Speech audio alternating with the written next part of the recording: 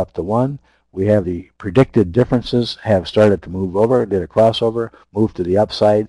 So at least for the interim, the primary trend, you still have to respect that in the euro, has been down. But at least for the interim, we have a little bounce to the upside. And so if we're a short-term trader, we may want to take advantage of that short-term bounce. In this case, on May the 9th, or on June the 9th, excuse me, we had a predicted high of 120.19, 100 pip leverage or distance there, and we're going to use a price then, a buy price of 121.19, which comes somewhere right in there, and it is hit on June the 10th.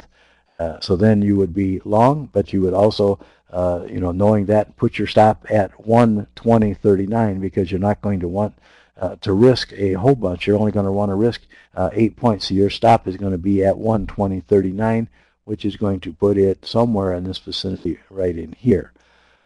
As you can see, the market did not revert back to that stop. So currently you would be in that long position.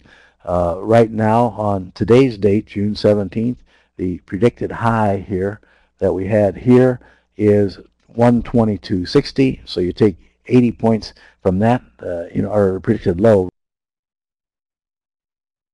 rather is 122.60 and minus 80, so our 180, which puts it somewhere in this vicinity right here. In case the market does revert, does turn down, we're going to be out at 121.80. Again, so far, it's not one of the home run types of trades yet, but if we do have a turnaround in the price and the direction goes the other way, it at least assures us of having some kind of a profit, at least a small profit, on a setback in the market. Keep in mind that the dollar and the euro are going to trade pretty much the opposite of each other. It's kind of like a mirror image effect. A lot of cases, people are used to trading more with the, let's say, the euro and some of the other contracts than they are with the U.S. dollar index. But the U.S. dollar index is a good future market that can be traded right now, and it also is a one that you might want to take a look at more seriously, because, as I said, the margin amount is right. Which essentially you're trading a spread situation there. But the advantage of the other currencies is that you can, in cash forex markets, can almost full lot all the way down to the micro accounts, the mini forex accounts. So there's a lot to do with forex that you can't do with someone else to have, especially if you are trying out a strategy, or especially if you're relatively new to earn on relatively small amounts without risking a lot of money. When we look at the dollar to overall to determine what it is we're trying to accomplish,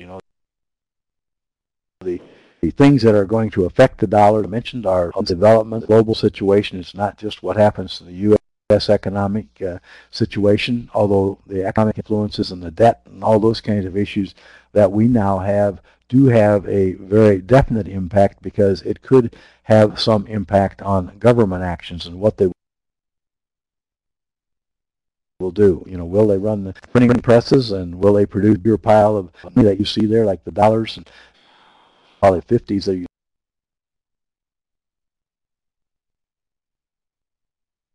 see stacked up over there? Will they keep producing more back to the dollar? Now, we don't know, will the government do that, or exactly what we do is to track the effects of all these different developments on charts, and find, because sometimes when you look at charts, you can see some of the obvious, but you can't always see the underlying things, the momentum, the things that are going on.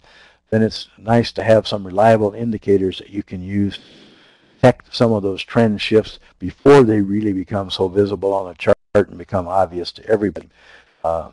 Obviously, one of the things you need to do, if you see those kind of things shaping up and you see the market trending up, well, then you can kind of guess that maybe the next move, the next breakout type of situation will be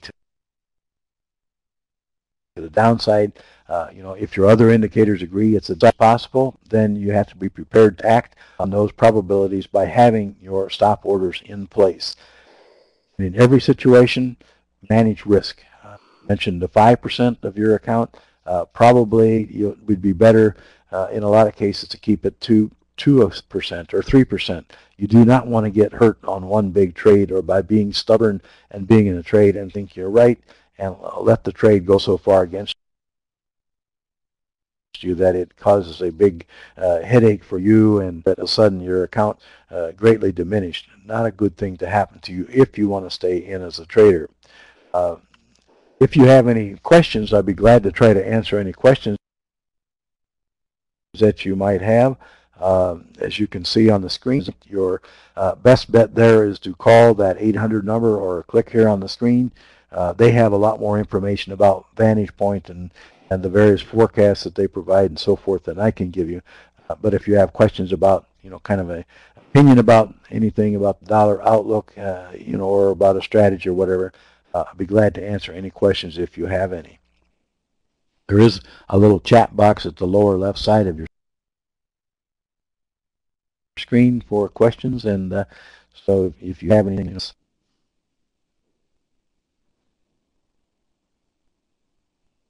Okay, not